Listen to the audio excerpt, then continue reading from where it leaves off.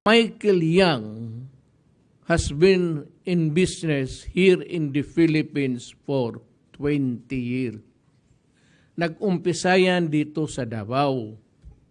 Pumunta sa akin yan, I remember distinctly, kasi break yun ng command conference.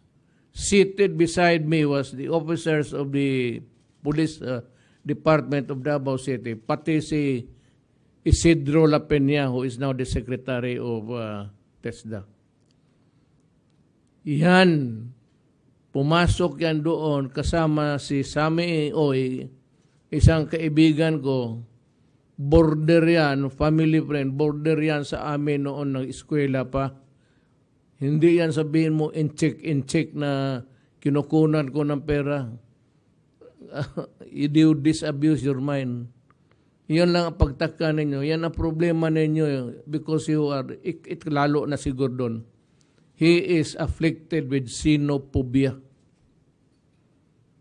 Galit yan sa in-check, ewan ko. Amerikano kasi.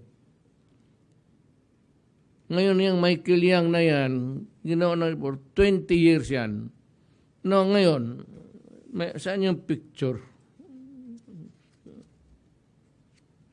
Saan yung, hindi ko mahanap yung,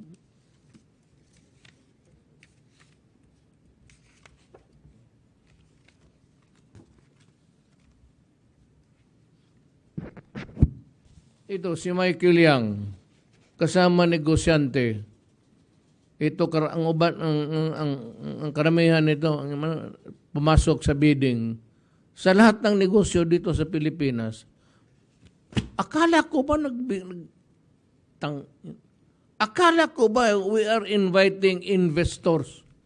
That's why I went to China several times to ask them to help us. Investments, yung pera nila, ibuhos mo nila dito para magkaroon tayo. Now, kung kulang, kung wala, well, yung bridge dyan sa Pantalayon, Alvarez ba yan? Yan, libre yan, gratis. Ito yung mga Chinese na nandoon yan, kung nandoon si Xi Jinping. Itong Michael Yang na ito, kasama palagi kung makipagkita sa akin si Ambassador, yung the previous one. Si Zhao, yung na-transfer ngayon sa Indonesia. O di tawagin natin. Kaya bakit ako magduda? Bakit ako magsabi na drug lord siya? Si Zhao, pag nagpunta ng Davao, doon natutulog sa bahay niya.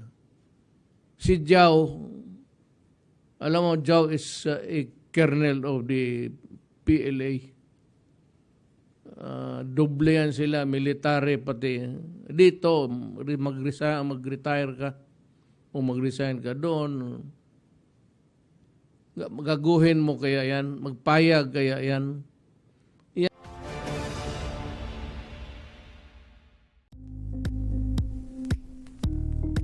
Thank you for watching Politico TV. Please like and subscribe to our channel for more videos.